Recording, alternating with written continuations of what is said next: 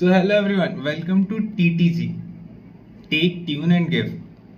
I was reading this book, The Compound Effect, and it has this amazing topic of eliminating your bad habits. And the author starts with identifying your triggers, and he recommends you write down your habits and then identify what triggers them. So, here's how I look at this.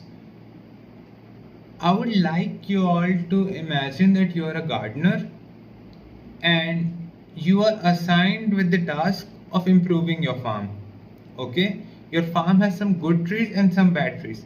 Let's assume the trees that produces fruit are good and the trees that consume excessive resources and do not bear fruits are bad. Okay. So what are the components of trees?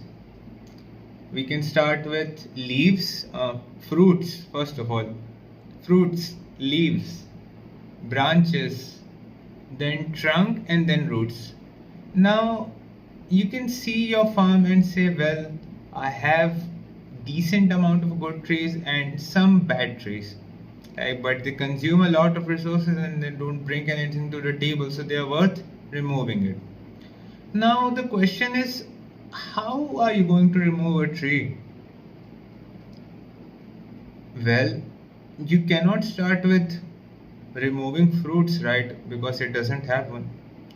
You cannot remove its branches, it would take you a lot of time. And who knows, it might grow again because branches grow eventually. Now you may come for trunk, well that's good enough, but still even if you remove the trunk, the base is still there and the resources are still getting sucked. You're getting my point? You haven't removed the tree entirely and your resources are still being consumed to some point. So I recall this moment from my childhood in which I saw one of the trees getting uprooted from its root, not from leaves, branches, trunks, but from root. So, key characteristic of a tree is that it has deep root, because how else did it become a great tree, right? Because there are stages of plants. So it has deep roots and it is stable. Like you do not see a dynamic root like this is tree and then somehow this is root, then this is root. No, it is stable at a certain point.